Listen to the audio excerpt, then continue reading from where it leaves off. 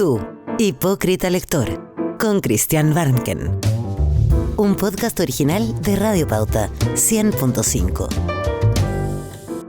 Bienvenido, bienvenida, hipócritas lectores. Soy Christian Barnken, un hipócrita lector como tú, y este es el podcast Tu Hipócrita Lector, que se emite todos los días viernes a las 7:30 en Radio Pauta, pero también lo puedes escuchar en Spotify y en la página de pauta.cl. Siempre explico, no está de más hacerlo para el que se integre por primera vez a este podcast, que el título, que puede sonar agresivo a los lectores, viene de un poema de Charles Baudelaire que está en el comienzo del libro del poemario Las Flores del Mal, al lector. Luego de enumerar los abismos, los desgarros interiores del poeta, los pecados, habla del aburrimiento, del hastío, de los ennui, y ahí se da media vuelta y apunta al lector y le dice: tú bien conoces esto, lector. Tú, hipócrita lector, mi semejante, mi hermano. Toi, hypocrite lecteur, mon semblable, mon frère. Hoy día tenemos un hipocritísimo de verdad lector, pero no solo lector, sino que además destacado crítico de lectura. Hay un libro de él que recopila algunas de esas críticas, Una vida crítica, sugerente título, editado por la Universidad Diego Portales. Es un maestro del periodismo, reconocido como tal, a pesar de que estudió Derecho, periodista por oficio.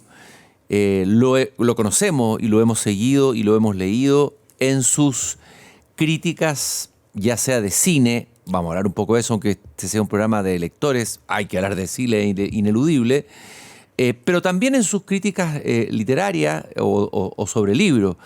Últimamente está escribiendo en Ex Ante, el periódico digital, y también en La Tercera.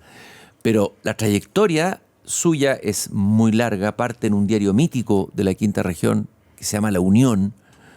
Creo que se puede ver todavía el edificio de ese antiguo diario La Unión, si no me equivoco. Alguien me lo mostró una vez. Pero él ha sido parte de varios proyectos periodísticos muy importantes, como Mundo Night, Diners, Enfoque, Capital, la revista Capital. Además, ha incursionado y ha estado en la radio, en el famoso programa Terapia Chilensis de Radio Duna. Una vida interesante que parte en Valparaíso, nacido y criado en Valparaíso. Héctor Soto, en Tu Hipócrita Lector. Bienvenido, Héctor. Muchas gracias, Cristian, por la invitación a este programa. Muchas gracias por esa presentación, que yo creo que está un poco sobregirada, la verdad es que está bastante sobregirada. Y déjame decirte antes, digamos, que la etiqueta de hipócrita lector, bueno, a ver, la recibo si la pone Baudelaire, ¿quién soy yo para removerla, digamos? Pero si es por hipocresía, también hay hipocresía en los escritores. ¿Y cuál es esa hipocresía, la de los escritores? Bueno, escritores que simulan, que copian, que piratean, que roban, que se visten, siendo lobos se visten con piel de oveja, o siendo oveja se visten con piel de lobo. Entonces tenemos muchos escritores, no sé, García Marquianos, tenemos muchos escritores, o sea, gente que imposta la voz. ¿Y eso te parece a ti la peor de la hipocresía? Deplorable. Me parece bastante más dañina, sí, que la de los lectores, porque la de los lectores, digamos, que yo diga, digamos, que me he leído completamente, no sé, La Odisea 3 veces. O James Joyce, digamos, o sea, todo el mundo me va a decir que bien, pero no va a pasar, el daño no va a pasar de ahí, digo. Y hay mucho hipócrita. ¿Mucho fraude? Mucho hipócrita escritor. Sí.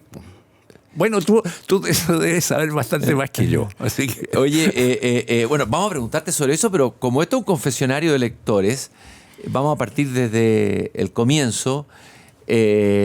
Tú fuiste, dije yo, nacido y criado en Valparaíso, ¿cierto? Tu historia parte en Valparaíso. ¿Qué lugar ocupaban los libros en tu casa? ¿Quiénes eran los personajes que leían? Porque, por lo que sé y lo que pude averiguar, tú tuviste un padre que era consumidor de radio, de medios escritos, que por ahí vino por osmosis tal vez, la pasión por el periodismo escrito. Pero ¿quién era lector alrededor tuyo? ¿Había algún tío, un profesor? ¿Por dónde parte tu relación con los libros? Bueno, en una casa habían bastantes libros. Había mucho libro de autores que ya no se leen en esta época. No sé, como Paul Bourget. Paul Bourget. Paul Bourget. Es que tú eres de Modesta. Claro, Frank Harris. Sí. Eso no se lee. Claro, que ya no se leen, digamos. Pero había bastante. Y a ver, mi padre, no siendo un hombre extremadamente literario o amante de los libros, no sé, compró en algún momento la historia de Encina, de los 20 tomos. Los 20 tomos de Encina. Entonces, claro. Eso no deja de ser mirándolo en retrospectiva. En su momento, a mí no me pareció tan raro. Oye, y el primer libro que cayó en tus manos, porque vamos a separar aquí. Primero fue la pasión por la prensa escrita y el cine, y después por la literatura. ¿Fueron simultáneas? ¿Cómo fue eso? No, primero por el cine. Que era una época en Chile donde se estrenaban cantidades de películas alrededor de 500. Pero imagínate. 500. Comparémoslo con ahora. Pero qué impresionante. Claro, no, es muy distinto.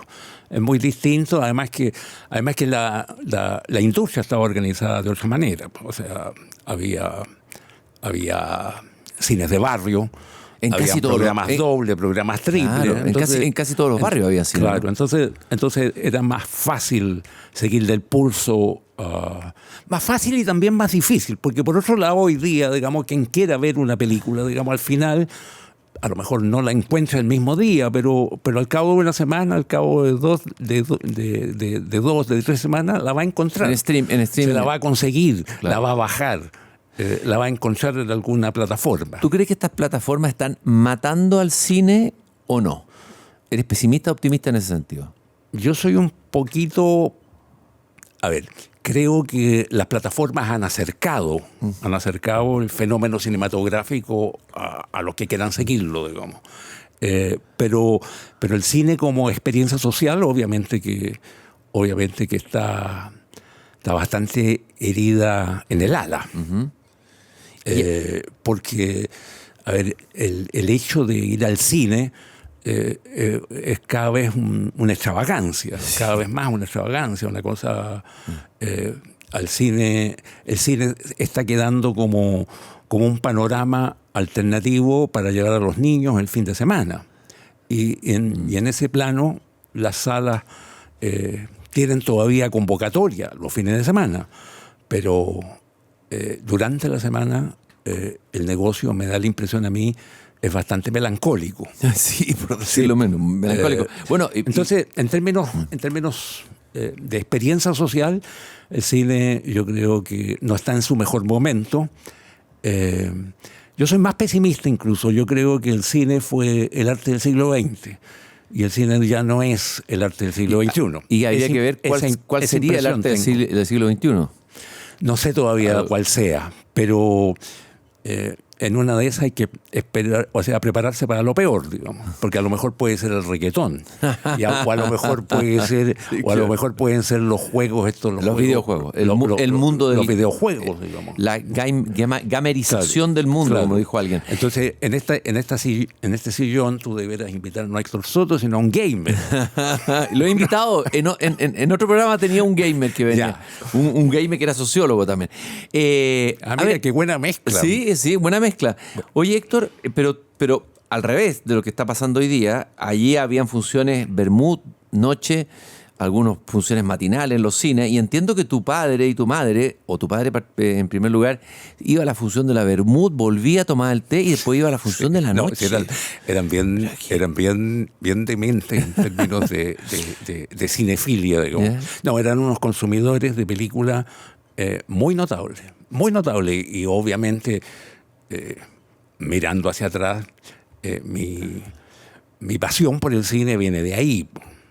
Claro. Obviamente. Ya, ¿y cuál película fue la que yo recuerdo la primera película que vi, Mary Poppins, en el cine, y que me escondí bajo de la silla, me dio miedo cuando se estaban acercando la figura a la pantalla con una... me acuerdo de haber visto la primera película, Mary Poppins. ¿Cuál fue la película a ti que te impresionó? No tengo recuerdo de la primera, no. no tengo recuerdo de la primera. Me acuerdo de películas que me asustaban y que me ponían un sombrero, digamos, para que no se quede bien mirándola, pero no me sacaban de la sala, digamos. Recuerdo películas de Cecil B. DeMille, el espectáculo más grande del mundo, que era una ambientada en el mundo del circo, o Ben-Hur, que desde luego me cambió la vida. O sea, lo único que quise era ser, no Moisés, que me parecía un personaje interesante, pero me parecía mucho mejor ser Ramsés. Desde luego, mucho más atractivo ser Ramsés que Moisés. Claro. El cine, pero ¿y el libro? El primer libro con el que te encuentras como lector y te transforma en hipócrita lector, por decirlo así. Yo no siento que sea un lector, un amante de literatura, digamos, que le haya caído un rayo como a San Pablo. Una epifanía. Digamos. Claro. No tuviste epifanía. Y que le preguntan, digamos, ¿por qué me persigues? Sí. No. Yo me fui haciendo lector con el tiempo, yo creo. En parte le debo la pasión por la literatura al cine, reconozco. Hubo muchos autores a los cuales llegué por el cine. No sé, llegué por el cine, ponte tú, por las uvas de la ira. Primero vi la película de Ford, de una obra maestra. John Ford, sí, claro. Y bueno, y después me asomé al libro de Steinbeck, que me voló la cabeza, porque es una maravilla. Y así me ocurrió con varios autores. ¿Y qué pasa con este pasar? Tú ves la película, después ves la novela, o al revés. Bueno, en algunos casos la película puede superar, hay que decirlo, claro. o al contrario. Claro. ¿No? Normalmente no es una experiencia muy feliz, ¿ya? Normalmente. Pero hay excepciones. Hay excepciones donde la película califica mejor incluso que la obra original, que es la base literaria. Muerte en Venecia, me recuerdo yo. Creo que es mejor que el libro de Thomas Mann, desde mi punto de vista. Puede serlo, ¿ya? Sí. Aun cuando, voy a decir una barbaridad, aun cuando puede estar un poquito sobredimensionada Muerte en Venecia película, porque está bien, es bellísima. La música, Mahler. Sí, Mahler, o sea, es que está todo ahí. ¿Sí? Dick Bocard, sí. Silvana Mangano, la decoración, Venecia, en fin. Pero yo me quedo con el Visconti más proletario. Yo me quedo con el Visconti de Rocco y sus hermanos. Yo me quedo con La Tierra Tiembla. Yo me quedo con Obsesión. Me quedo con, no sé, con estas películas donde menos pretenciosas, quizás. Menos pretenciosas, y donde el linaje aristocrático de Visconti, aristocrático y izquierdoso, no se le notaba tanto. Esa mezcla. No, pero es una gran película, sin duda. Dijiste que Las uvas de la ira, el libro, para volver a los libros, te voló la cabeza. Es un libro que hoy día acá no se lee tanto, una novela. Es una gran novela, un gran escritor. A ver, hablemos qué recuerdos, ¿por qué te voló la cabeza ese libro? ¿En qué sentido? Me voló la cabeza por la dimensión, bueno, por el contacto con la pobreza, con el mundo, con ese mundo agrícola norteamericano en tiempos de la depresión, a ver, con esa pobreza bíblica, llamémoslo así. Porque el libro tiene una resonancia religiosa muy importante, me da la impresión. Me encantó. Y me encantó además como retrato social, no siendo desde luego una novela, ni mucho menos panfletera.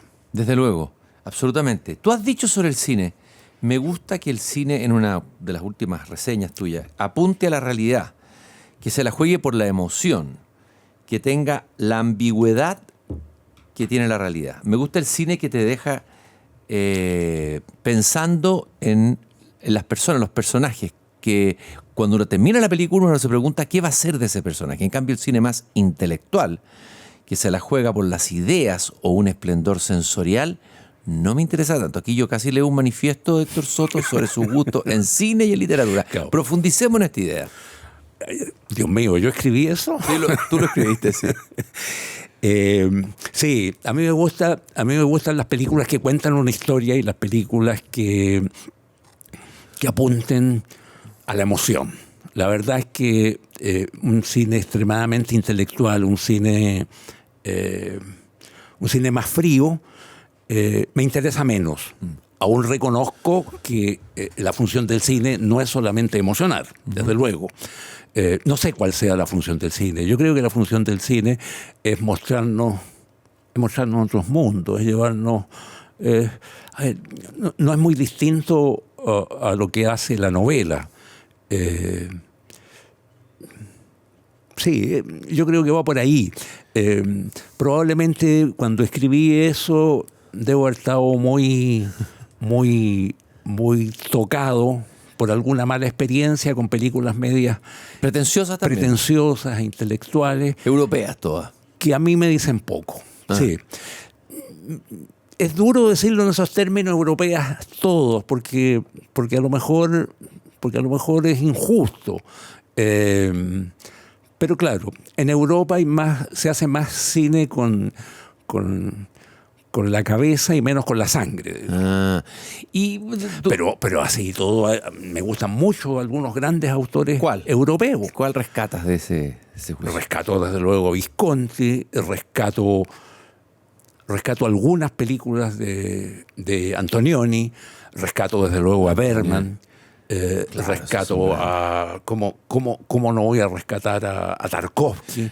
Ay, qué bueno que lo salvaste. Sí, pero por favor. Adoro a Tarkovsky. Pensé que podía caer dentro del círculo de las películas que decías tú. Ya, qué bueno. Ya, listo. No, sí. A ver si no soy tan rupestre. No, por supuesto. Claro. Pero tus dioses son Scorsese, Hitchcock y Clint Eastwood. Yo diría que si hubiera que colocar un panteón, ese es tu panteón. Ese es mi panteón. Sí. ¿Por qué te gustan esos? ¿Qué es lo que hay en ese cine que te emociona? Bueno, yo creo que son grandes herederos de la tradición clásica de Hollywood. A mí el cine de Hollywood me conquistó no tempranamente. Yo tempranamente más bien era un devoto del cine de Fellini, de la Nouvelle Vague, desde luego, de la Nueva Ola, de cine más cinearte, si tú quieres. Con esa distinción que se hacía antes, digamos, entre el cinearte y el cine comercial. Claro. Distinción que no se sostiene de 10 minutos.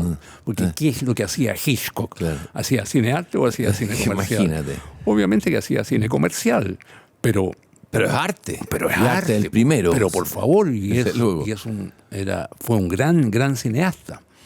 De suerte que uno a medida que crece, que madura, va relativizando estas divisiones tan teóricas, tan abstractas, digamos, entre esto y lo otro. Ya, y yo te decía que este juicio sobre el cine también opera en tu lectura de novelas y novelistas, ¿no es cierto? Se podría aplicar a la literatura. Sí, también opera, sí. ¿Ya? También, o sea, en general me gusta más la novela clásica, la novela tradicional, que la novela experimental. Ya. Novela clásica, ¿qué novelistas te han, aparte de estar volado la cabeza como lector? Partamos por los clásicos. Para mí la novela clásica por excelencia es Madame Bovary. Madame Bovary, que le volaba la cabeza a Vargas Llosa. O sea, cuando la orgía perpetua. Cuando la leí y no tenía no era un niño. Cuando la leí, no podía creer que un libro del siglo XIX tuviera esa capacidad de enganchar al lector y de interpelarlo y de ponerlo en aprietos, como me puso en aprietos la novela. ¿Por qué en aprietos? En aprietos porque por los niveles de densidad y de profundidad que tiene, por ese personaje de Emma Bovary que está enamorada no de no de los sujetos con los cuales ella engancha, sino que está enamorada, en definitiva, de una idea del amor Que es muy novelesca. completamente Claro, novelesca. que es literaria, Sí, finalmente. absolutamente. O sea, Es como el Quijote, pero en versión femenina, ¿no es cierto? claro, haber leído esa novela, no sé qué edad tendría, y haber leído años después el ensayo de Vargas Llosa, La orgía perpetua. que yo creo que debe ser de los mejores ensayos que he leído en mi vida. Es O sea, extraordinario. claro, Que extraordinario. él sufre una epifanía. Claro. Se queda a leerlo en la noche y cuenta que casi no durmió. Exacto. Y que hay un antes y un después con Mambo. un ahí. antes y un Así, después, tal así de cual, categórico. tal cual, sí. ¿Ya? Ya, ¿qué otro novelista clásico te agarró así con esa fuerza? O algo parecido. Stendhal.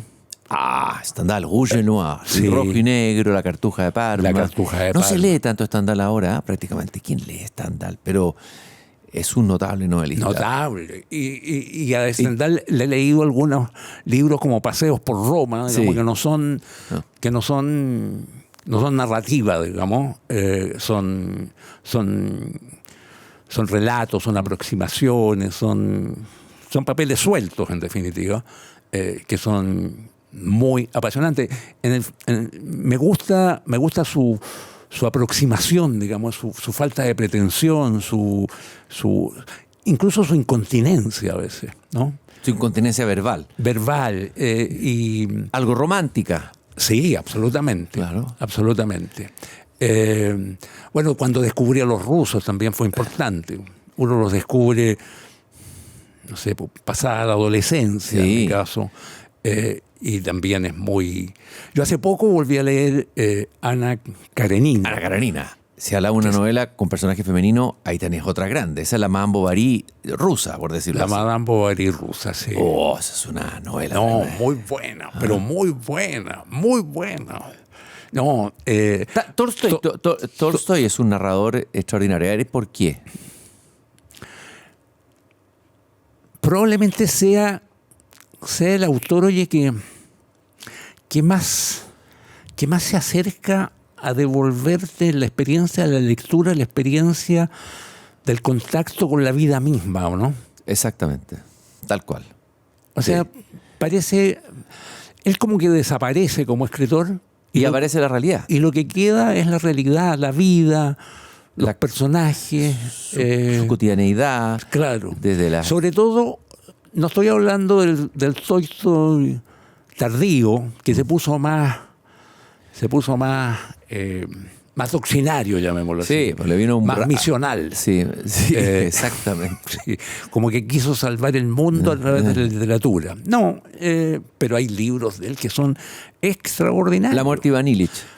Yo creo que ese es uno de los mejores 10 libros que he leído en mi vida. Yo también, pienso igual. Sí, o sea, ese tiene que estar de todas maneras. Y Tolstoy se sigue leyendo bien. Muy bien. George Steiner tenía un ensayo, ¿Tolstoy o Dostoyevsky? Te pregunto a ti, ¿Tolstoy o Dostoyevsky? Ya intuyo por dónde hacer la respuesta, pero capaz que me sorprenda. Claro. No, yo apostaría por Tolstoy. Porque a Dostoyevsky le encuentro que tiene una carga demasiado emocional, demasiado doctrinaria, demasiado salvífica, llamémoslo así. Pero es un notable novelista.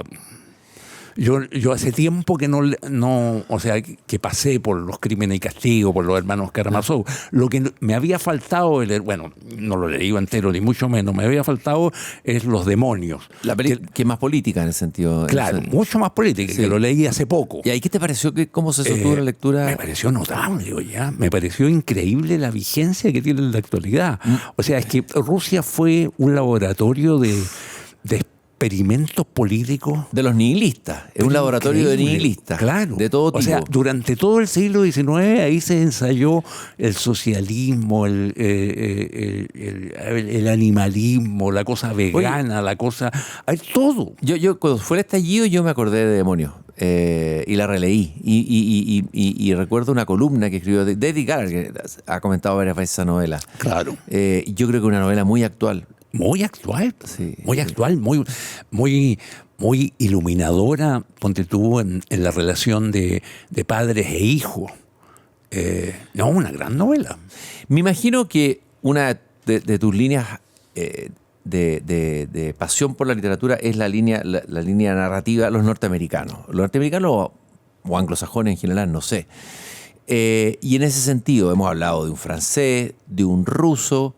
¿Qué narradores de esa literatura, de esa tradición, son los que a ti te emocionan más? Entiendo que Scott Fitzgerald, por ejemplo, podría ser uno. De todas maneras. El Gran Gatsby. De todas maneras. ¿Qué encontramos ahí en Fitzgerald? Bueno, yo creo que es una obra maestra en términos de aproximación a un tipo de imaginación, a un tipo de fantasía que es estrictamente norteamericana. La fantasía de que es posible primero el éxito y es posible el ascenso, es posible el sueño americano. Claro. Aun cuando Scott Fitzgerald es un gran aguafiestas de ese sueño americano también, digamos, ¿no? Hay algo tremendo en Fitzgerald también. Claro. Es como una grande novela sobre la segunda oportunidad. La segunda oportunidad que conduce a un fracaso. Pero el lirismo que tiene esa novela,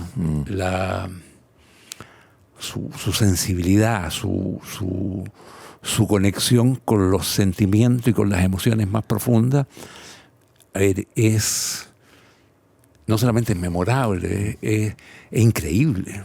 Increíble. ¿Cuál te gusta, aparte del Gran Gatsby, qué recomendarías leer de él? Desde luego, Suave es la noche, A este lado el paraíso, y cuentos. Hay cuentos que son increíbles. El cuento no me acuerdo cómo se llama, uno que tiene Volver a Babilonia, creo que se llama. Volver a Babilonia, sí. Extraordinario.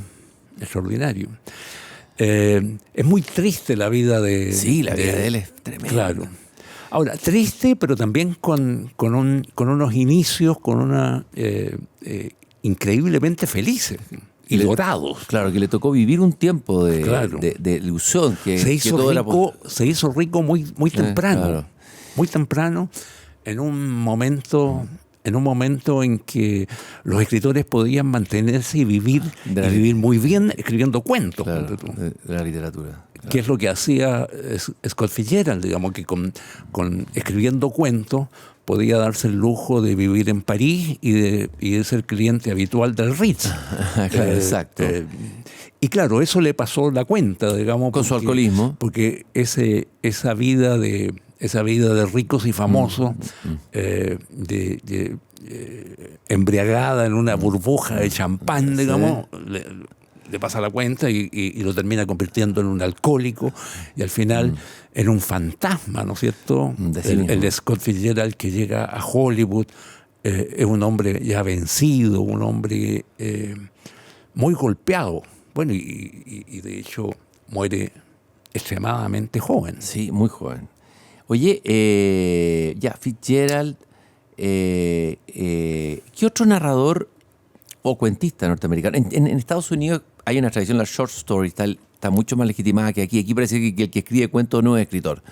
Sin embargo, en la tradición anglosajona, ¿estarás de acuerdo en eso? Hay escritores que se consagran como cuentistas. O sea, claro. Es un género legitimado, por decirlo así. Claro. Que ha tenido revistas, el mundo editorial los publica.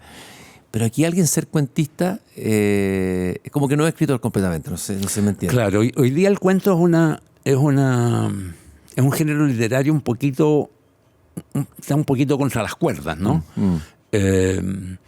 Claro, y hay autores, no sé, como Faulkner, no sé, no recuerdo en este momento todos.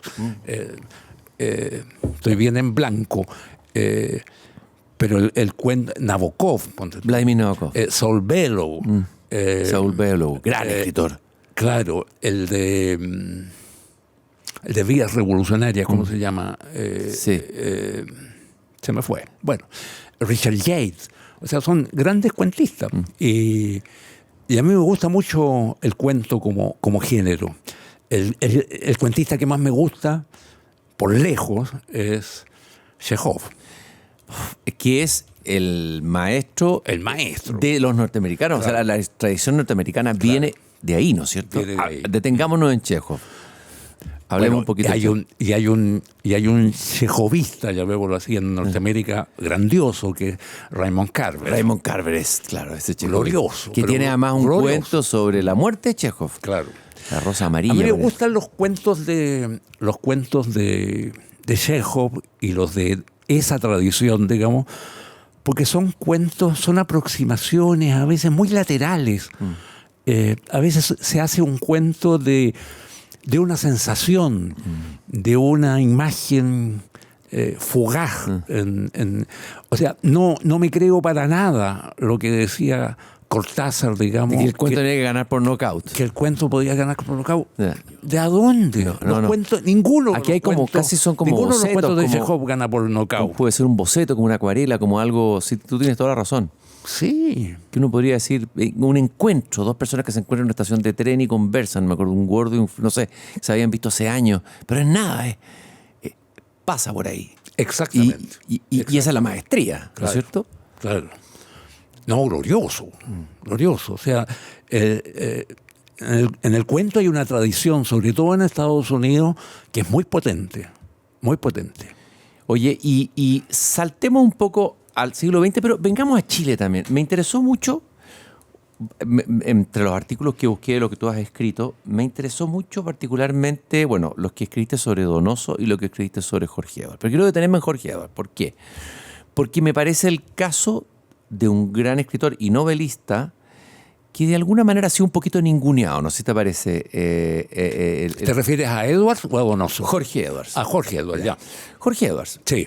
Tú haces una crítica que me llamó mucho la atención y que me pareció muy interesante sobre la novela Los convidados de piedra, que en España se vendieron 16.000 ejemplares y aquí pasó casi sin pena ni gloria, y que tú consideras tal vez la gran novela. Siempre estaba buscando cuál fue la novela que se escribió sobre el tema de la dictadura, qué sé yo.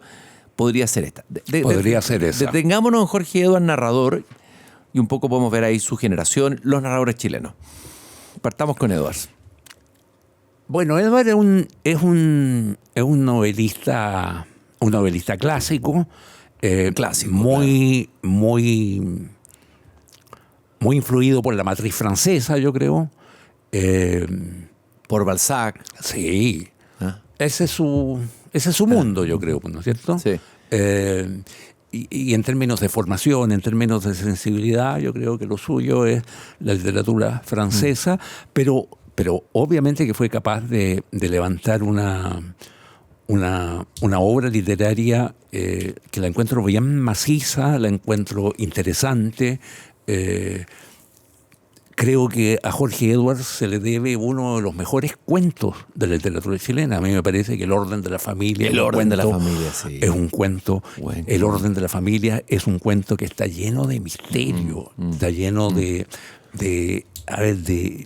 un cuento para poner en el diván del psicoanalista, digamos, ¿no?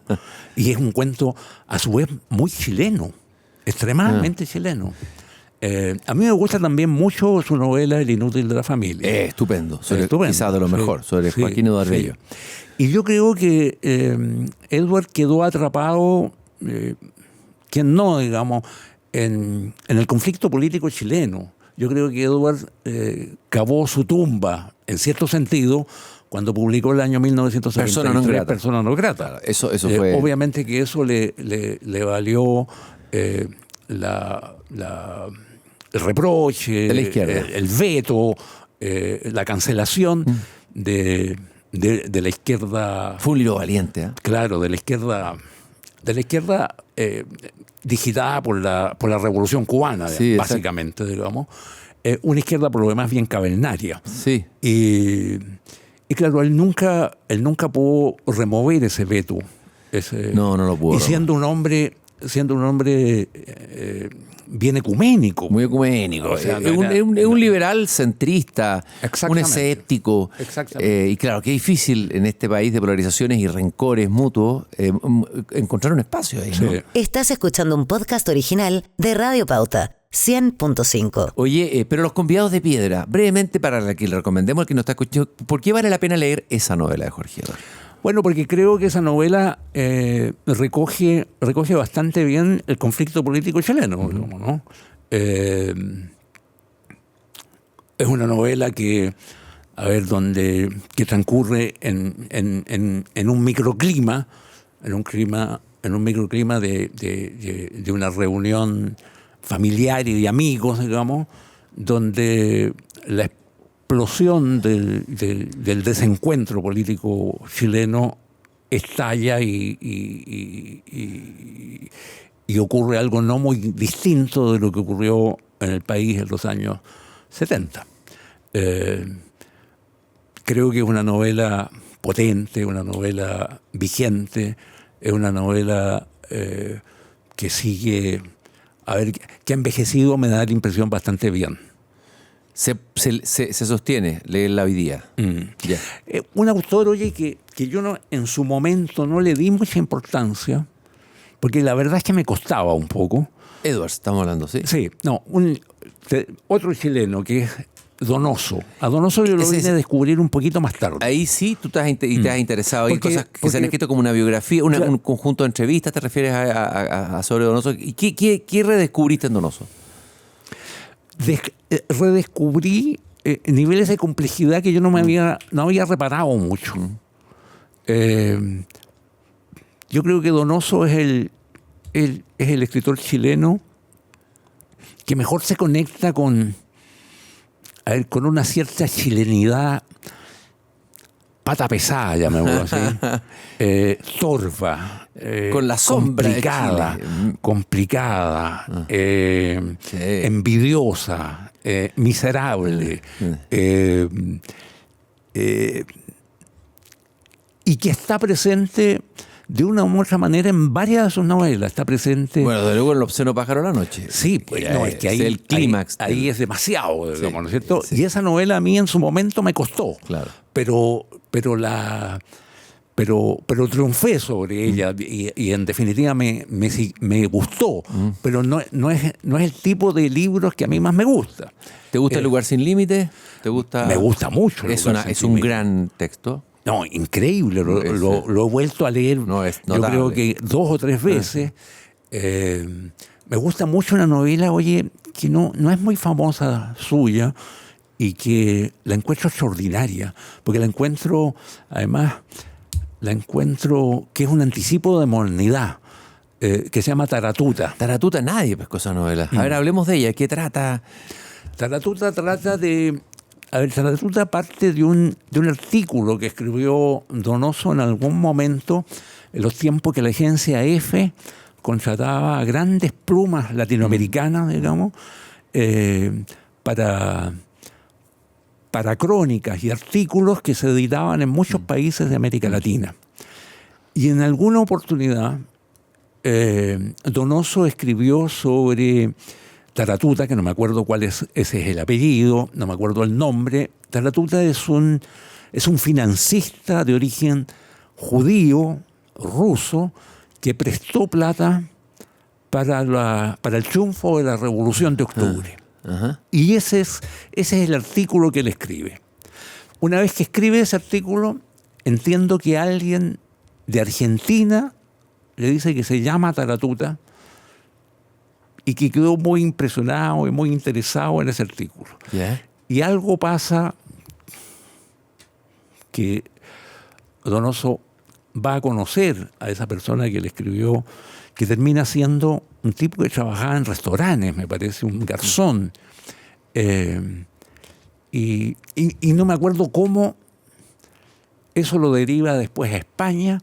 Bueno, y esto es toda una investigación en torno a este personaje fantasmal de la Revolución Soviética, judío, al cual se le pierde la pista, y pista que Donoso trata de establecer. Y es una novelita, porque es más que un cuento, es una novelita corta, extraordinaria, me parece. Mira, la anoté, no la leí. Yo que me leí casi todo Donoso y me encantó cuando lo leí. Muy buena, no pero leí, muy buena. no. Y además donde se mete él. Porque él cuenta que él escribió este artículo. ¿Ya? Ese artículo yo lo leí en su momento, cuando se publicó en el Mercurio. Se publicaba, me acuerdo, en la parte de abajo de Artes y Letras, donde habían plumas, no sé, como Bioy Casares, como Octavio Paz, como Bryce Genique, no sé.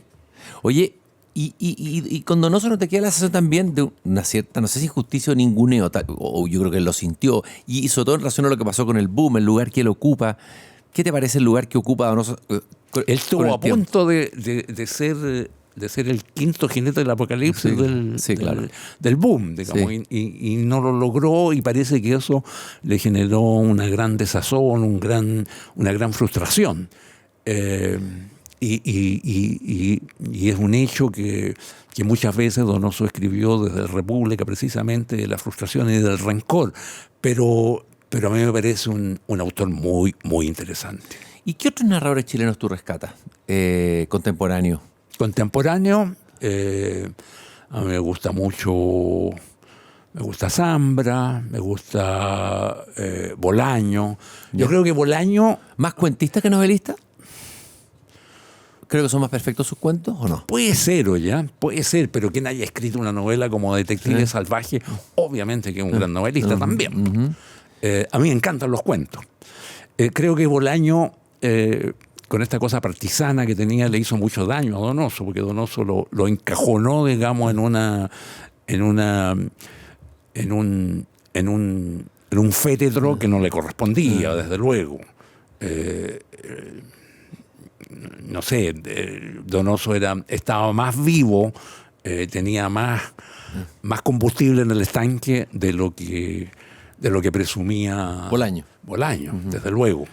Fue un poco injusto, pero bueno, la historia de la literatura está llena de estas peleas y de estas pequeñeces. Enrique Lafourcade. Bueno, me gusta mucho en literatura chilena, me gusta mucho Missing de Fouguet. Encuentro que es una gran novela. ¿Cuál? Missing de Fouguet. Alberto Fouguet. Novela. Sí, me gusta. A mí me gustaba mucho la literatura de Germán Marín. Mucho. Yo creo que la trilogía de la absolución familiar es un tremendo libro. Y me gustan también otros libros suyos. Yo te pregunté por Lafourcade. ¿Qué pasó a Lafourcade?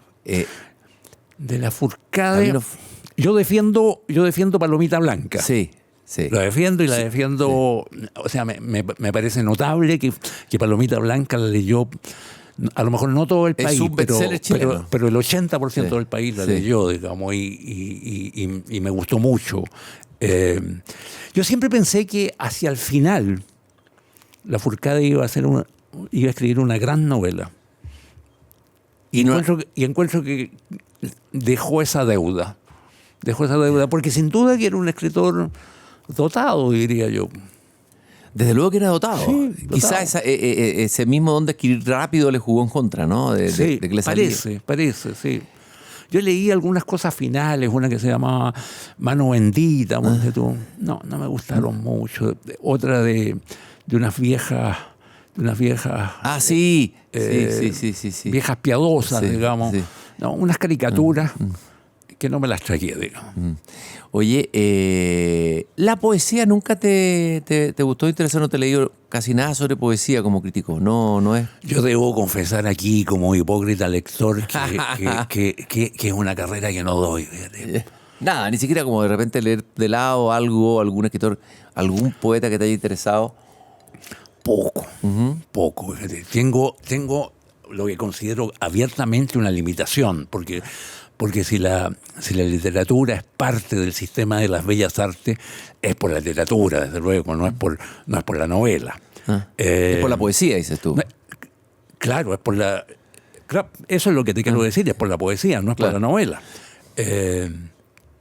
No, tengo ahí mira, a lo que más he llegado es a una cierta poesía narrativa, por decirlo así. Con Nicanor Parra, Claro. y poesía anglosajona tal vez, ciertos poetas anglosajones contemporáneos. Hay un francés que leí en otra época que es Jacques Prévert. Jacques Prévert, sí. Claro. Bueno, maravilloso poeta. Y que es bien narrativo. Souviens-toi, Barbara. Sí. Como que te cuenta historia. Se cuenta historia, sí. Claro. Pero no, ahí tengo una limitación y una limitación seria y la reconozco y la asumo. Me pone nervioso esta cosa de que se escriba para abajo. Son puros prejuicios, pero... Obvio, pero o sea, el gusto literario se hace de esto, de rechazos y de pasiones por algo. Eso es el gusto literario. Oye, vamos a hacer una suerte de picoteo de distintos autores de los que tú has hablado en tus últimas reseñas, que muchos me parecen tremendamente interesantes.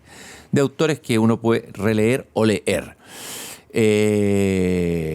Quiero detenerme en dos mujeres de la que tú hablas.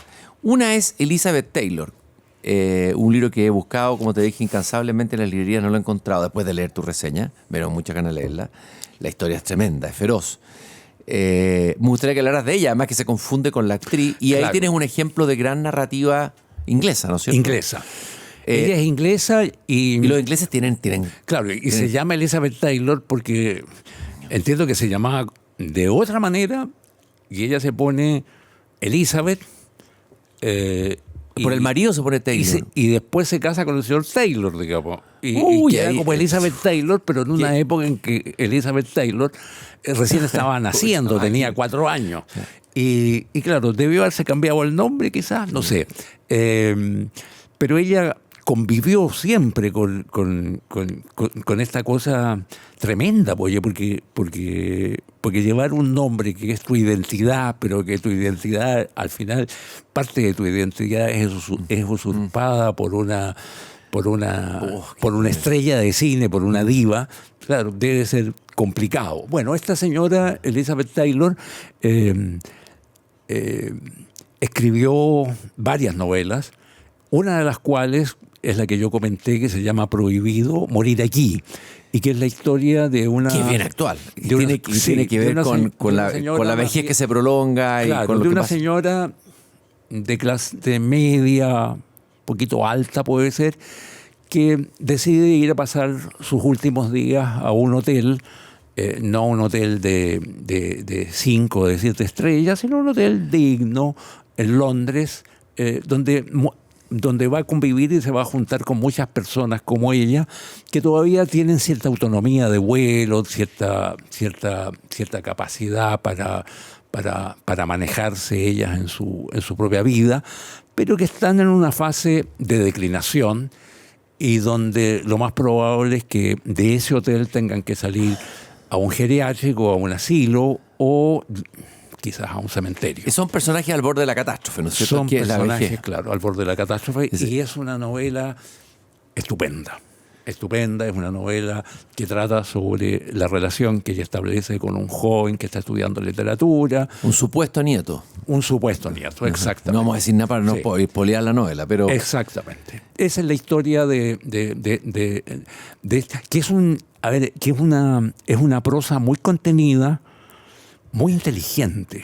Es una novela muy poco sentimental, por lo demás. y que sin embargo está tratando un tema que es No, tremendo, que daría tremendo, para que fuera tremendo. sentimental, No, pero es un tema- logra. es un tema que para los que somos viejos, digamos, nos pega terriblemente en los cachos. En general he leído en el último tiempo muchas novelas que me han pegado en los cachos en ese sentido. A ver, ¿cuál otra te ha pegado en los cachos? Kolhoz, desde luego, que narra sí. la vida, la relación de Emmanuel Carrer con su madre. Esa quería hablar. Pero que es una... Pero espérate, y te agarró por los cachos, ¿por qué ahí?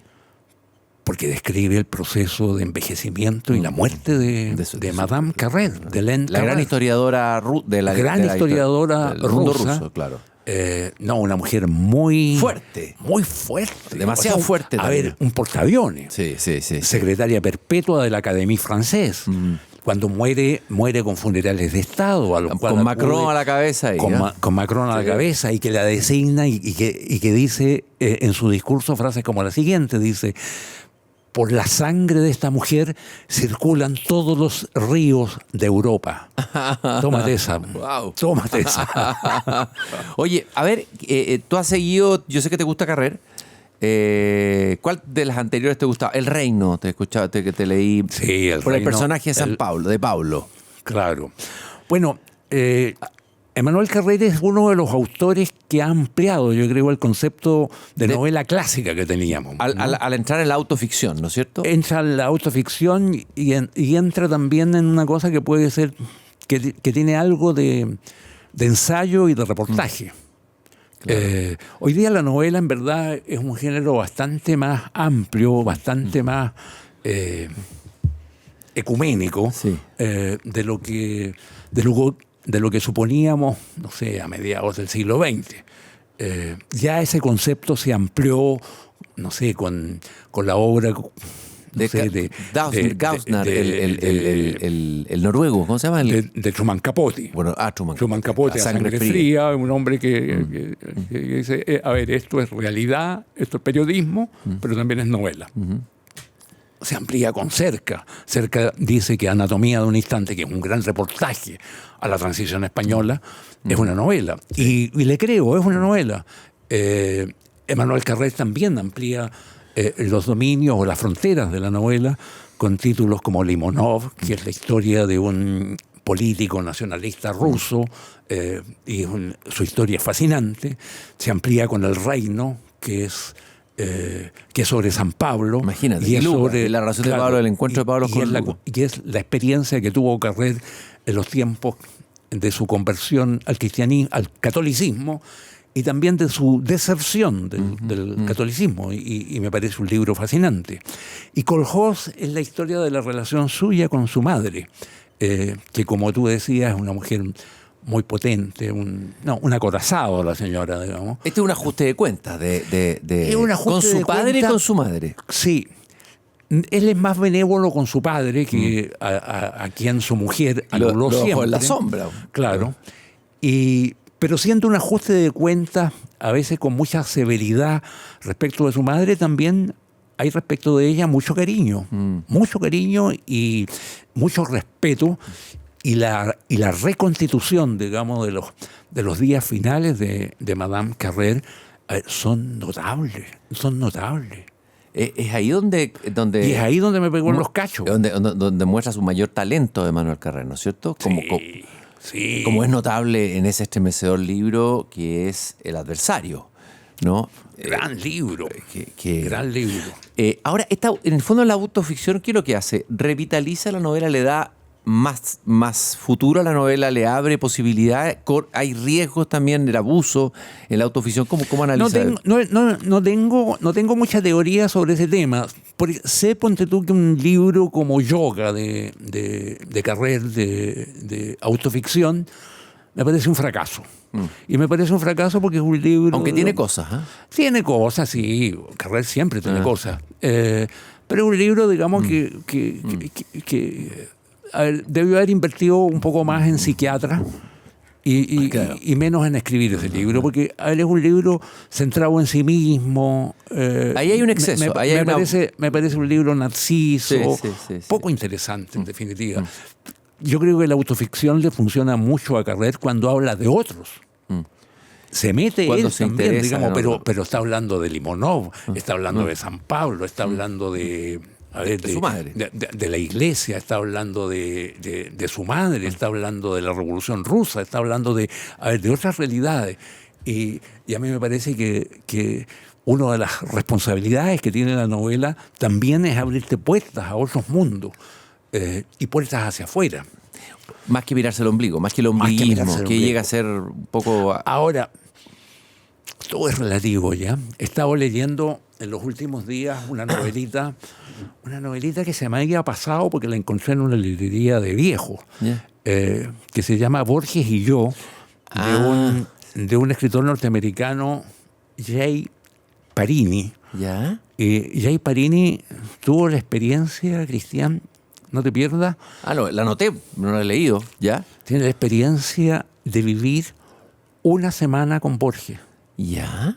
¿Y por qué O una sea, semana? él conoce primero a siendo un adolescente, un pajarraco, digamos, de 20, 22 años, conoce a quien él descubre después que es traductor de Borges. ¿Ya? Él va a la casa de este traductor, engancha con este señor, que es un poco loco, en fin, pero un gran poeta, y a esa casa llega en algún momento, para pasar algunos días, Borges. Y estando ahí, él lo iba a ver, hablaba con Borges, en fin, el dueño de casa le dice: Jay, tengo un problema. ¿Cuál es el problema? Mira, tengo que irme a otra ciudad y no puedo dejar a Borges solo. ¿Te podrías hacer cargo de él? Todo esto en Escocia. ¿Te ¿Y podrías esto hacer... ocurrió? Estamos hablando de algo real. Estamos hablando... Y no creerás tú que parece Jay un cuento. Parini, a los 20 y tantos años, se queda a cargo de Borges, ya ciego, en Escocia, en un pueblito de Escocia, y Borges le dice: perfecto, tú te vas a quedar conmigo una semana, ya, perfecto. ¿Me podrías llevar de paseo a las tierras altas de Escocia durante la próxima semana? Y este cabro se tiene que hacer cargo de este viejo ciego, solo, y lo tiene que llevar, le tiene que estar describiendo. No, fascinante. Es como hacer- además es como que- además que este muchacho jamás había leído a Borges. Imagínate. Oye, Jamás había es como leído. hacerse cargo de Homero, como te Claro. dice: hoy te vas a tener que llevarte a Homero Exactamente. a pasearlo por las Exactamente. tierras Entonces, altas. Si eso no te cambia la vida, Pero ¿qué te la espérate, cambia? y esto es como autoficción, o sea, es como una... pero que al mismo tiempo es novela. ¿Cuál es la una gracia? novela. ¿Cuál es la gracia Es del una libro? novela porque es una novela cuyo eje es esto, que esta relación con Borges, esta conexión con Borges que te estoy hablando, pero es una novela porque él cuenta, digamos, cómo esta experiencia en definitiva le cambió la vida. ¿Y qué Borges aparece ahí en él? Aparece un Borges bien bizarro. Ya. Aparece un Borges que siempre está discurseando, que siempre a raíz de nada, de un vaso de cerveza, a raíz de cosas muy menores, hace metafísica, invoca filósofos, invoca poesía Anglosajona. arcaica, Anglosajona de siglos, celta, claro. o anglosajona o escandinava. Un ser un poquito autorreferente, un poquito narciso, de bastante buen apetito, fíjate. ¿Sabes por lo que come? Ahí. Claro, come mucho más de lo que uno Creería. creería. ¿Y a ti Borges como narrador, qué te parece? ¿Te agarró alguna vez? Grandioso. Grandioso, grandioso, No. grandioso. O sea, bueno, es un hombre que importó la literatura o la manera de escribir sajona a la literatura Al española. español, eso no es menor. Claro. Casi como que cambió el español, como que lo Sí, mejoró, cambió, podríamos decir. Lo cambió. O sea, a los españoles que les sobra tanto adjetivo Hay y que- tanta palabra, digamos, ¿no es cierto? A los narradores. Estoy pensando en algunos que son muy buenos, como Javier María, pero sin duda que le Sí, sobran palabras, sí, ¿no es cierto? Este fue... predicó el arte de la concisión, el arte de la contención, el decir poco con mucho. O sea, con pocas palabras decir mucho. Ahora, no es un autor en el cual uno termine emocionado. Es otro tipo No. de emoción, ¿eh? Es una emoción No, más intelectual. Claro, es más intelectual. Pero yo me inclino reverente ante eso. Yo creo que podrías entrar a la poesía a través de Borges, algunos poemas de Borges. Yo creo que podría ser una manera de entrar en la poesía. Ya. Creo yo. Te A voy pesar a- de que algunos dicen que es mal poeta, yo creo que no todo. No, yo creo que Ibáñez Langlois dice que es muy mal poeta, salvo excepciones, pero creo que es un poeta metinca, que ese sería como podría ser también Cavafis, que son poetas narradores. Cavafis lo he leído.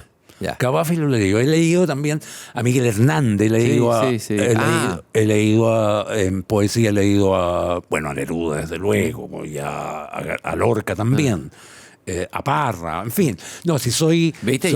Había unas lecturas por ahí. Soy un mutilado, pero no un tetrapléjico. Claro. de la poesía. Oye, por ahí en una de tus críticas tú dices, o un par de veces, le falta pulso de narrador. Es un típico juicio tuyo. ¿Qué es lo que es el pulso de narrador para ti que te distingue un escritor que tiene pulso de narrador del que no lo tiene? ¿Podrías ejemplificarlo? Probablemente hambre de contar historias, ¿o no? El hambre de contar historias. Ya.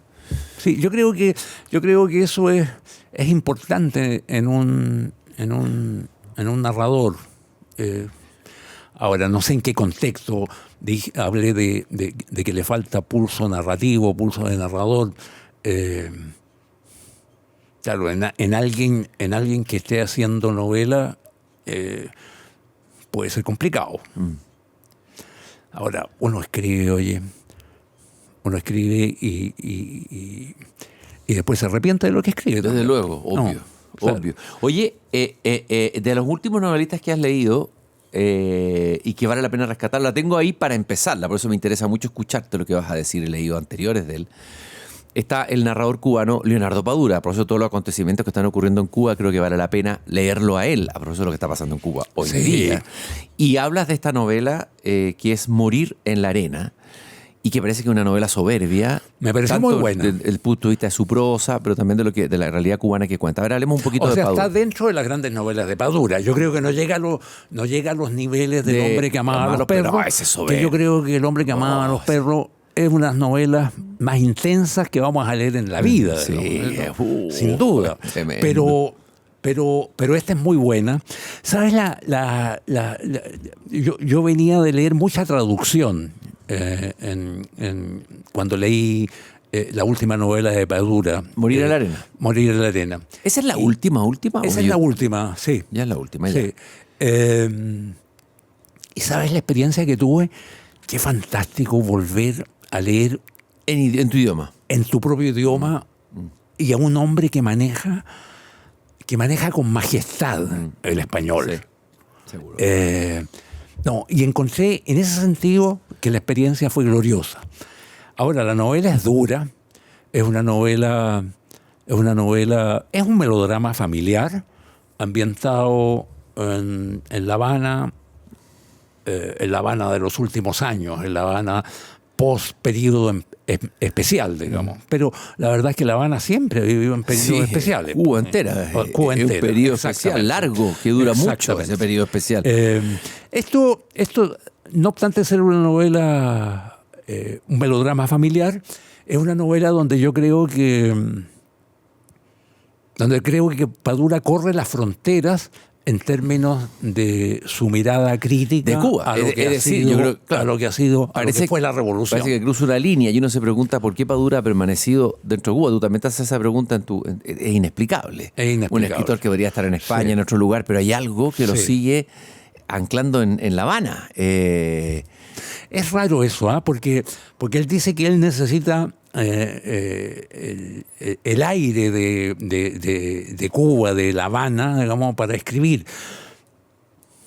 El boom latinoamericano, digamos, fue escrito prácticamente todo en París o en Barcelona, digamos, ¿no es cierto? Porque los escritores pueden llevarse a su mundo, desde luego, con facilidad, digamos. No es lo mismo, es un privilegio que tienen los novelistas, no lo tienen los cineastas.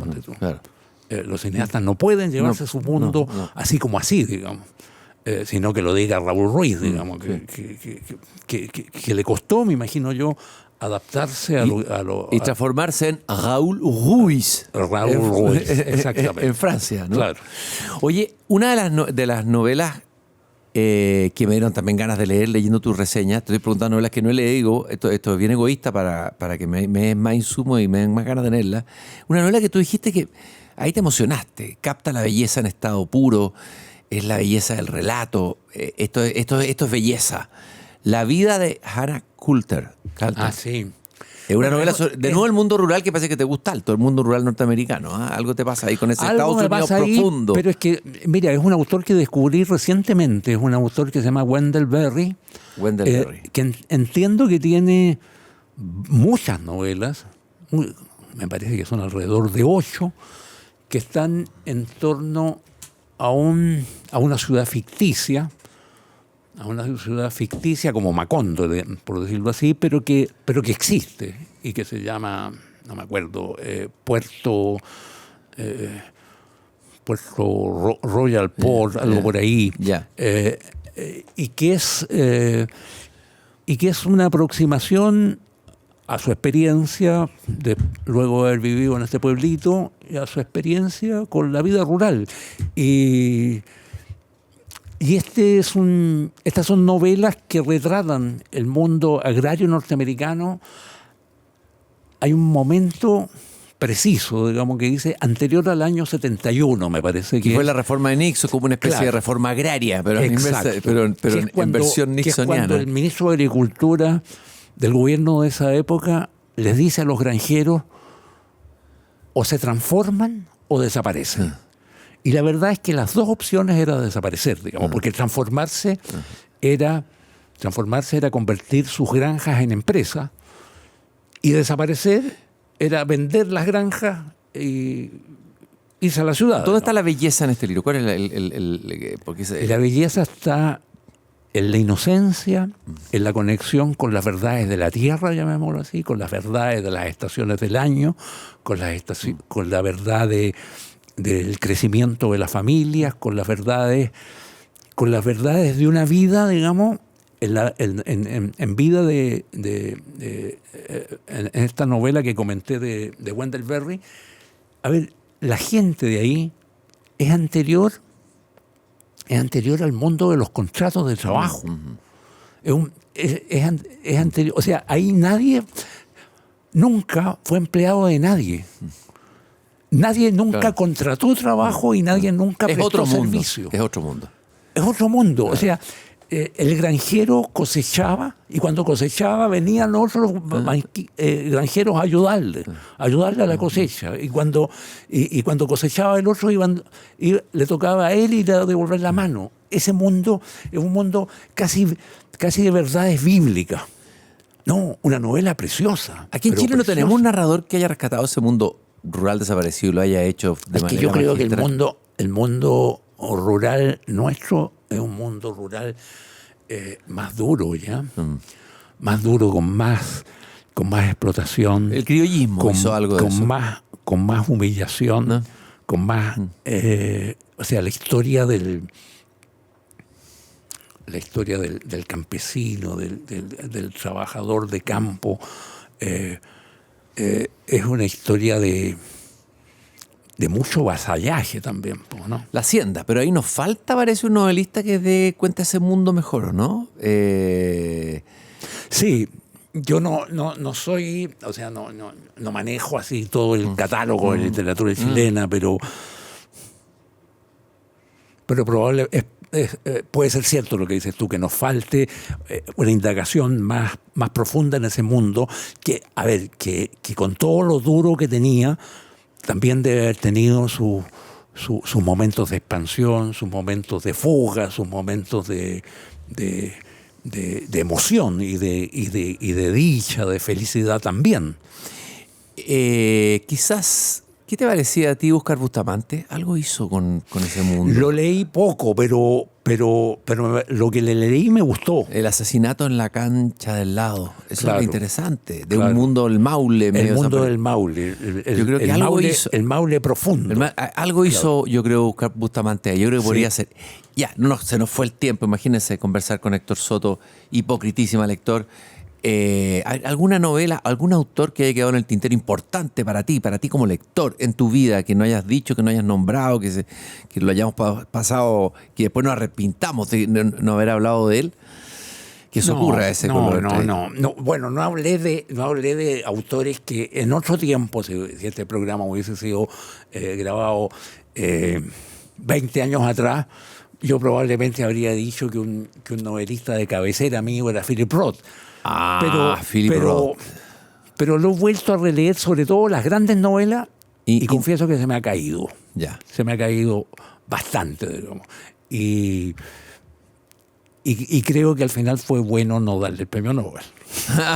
¡Qué tremendo! Ojalá Claro. que no lo escuchen en el más allá, Philip Roth. ¡Qué terrible!